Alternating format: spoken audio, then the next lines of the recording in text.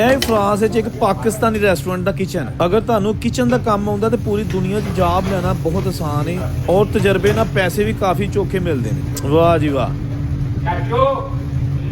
ਇਹ ਨੇ ਸ਼ੈਫ ਮੁਬੀਨ ਤੇ ਸ਼ੈਫ ਸ਼ਹਿਜ਼ਾਦ, 3 ਥਾਲੀਆਂ ਸਮੋਸੇ ਦੀਆਂ ਜਿਹੜੇ ਕਿ ਆਪਣੇ ਕੰਮ ਵਿੱਚ ਬੜੇ ਮਸਰੂਫ ਨੇ ਇਸ ਵੇਲੇ। ਤੇ ਮੈਂ ਬਣਾ ਰਿਹਾ ਜਲਦੀ ਕਲਿੱਪ ਤਾਂ ਕਿ ਪਤਾ ਚੱਲ ਸਕੇ ਕਿ ਪਾਕਿਸਤਾਨੀ ਇੰਡੀਅਨ ਰੈਸਟੋਰੈਂਟ ਜਿਹੜੇ ਬਾਹਰ ਦੇ ਮੁਲਕਾਂ ਦੇ ਵਿੱਚ ਨੇ ਕਿਸ ਤਰ੍ਹਾਂ ਕੰਮ ਹੋ ਰਿਹਾ। ਇਹ ਦੇਖੋ ਤੁਸੀਂ, ਨਾਨ ਲਗਾਏ ਜਾ ਰਹੇ ਨੇ ਬਹੁਤ ਹੀ ਖੂਬਸੂਰਤ ਕਰਕੇ। ਦੋਸਤੋ, ਅਗਰ ਬੈਰੂਨੇ ਮੁਲਕ ਕਿਸੇ ਵੀ ਤੁਸੀਂ ਕੰਮ ਕਰਨ ਲਈ ਜਾਣਾ ਹੈ ਨਾ ਤੇ ਤੁਹਾਡੇ ਕੋਲ ਕੋਈ ਹੁਨਰ ਨਹੀਂ ਤੇ ਕਿਚਨ ਵਾਹ ਚੀਜ਼ ਹੈ ਜਿੱਥੇ ਤੁਸੀਂ ਕਮ ਸੇ ਕਮ ਭਾਂਡੇ ਤੇ ਧੋ ਕੇ ਰੋਜ਼ੀ ਰੋਟੀ ਕਮਾ ਸਕਦੇ ਹੋ, ਜਿਹਦੇ ਵਾਸਤੇ ਕੋਈ ਤਜਰਬਾ ਨਹੀਂ ਚਾਹੀਦਾ ਹੁੰਦਾ। ਤੇ ਜੇ ਤੁਸੀਂ ਭਾਂਡੇ ਧੋਣ ਦੀ ਜੌਬ ਵੀ ਮਿਲ ਜਾਂਦੀ ਹੈ, ਪੈਸੇ ਚੋਖੇ ਲੱਭਣੇ ਸ਼ੁਰੂ ਹੋ ਜਾਂਦੇ ਨੇ, ਫਿਰ ਉੱਥੇ ਕੰਮ ਸਿੱਖੋ। ਇਹ ਨਾ ਆਖੋ ਕਿ ਬਸ ਰੋਜ਼ੀ ਰੋਟੀ ਚੱਲਦੀ ਸ਼ੁਰੂ ਹੋ ਗਈ ਹੈ। ਸ਼ੈਫਾਂ ਦੇ ਨਾਲ ਬਣਾ ਕੇ ਰੱਖੋ ਤਲਕਾਤ ਆਪਣੇ, ਤੇ ਉਹਨਾਂ ਨੂੰ ਕਹੋ ਸਾਨੂੰ ਕੰਮ ਸਿਖਾਓ। ਤੇ ਤੰਦੂਰ ਦਾ ਕੰਮ ਸਿੱਖ ਲਓ, ਇਹਦੇ ਨਾਲ ਉੱਥੇ ਸਾਲਨ ਕੜਾਹੀਆਂ ਛੜੀਆਂ ਬਣਾਉਣ ਦਾ ਕੰਮ ਸਿੱਖ ਲਓ, ਟਿੱਕੀਆਂ ਦਾ ਕੰਮ ਸਿੱਖ ਲਓ ਤੇ ਅੱਲਾਹ ਤਾਲਾ ਬਰਕਤ ਪਾਏਗਾ, ਤਰੱਕੀ ਹੋ ਜਾਏਗੀ, ਪੈਸੇ ਵੱਧ ਜਾਣਗੇ।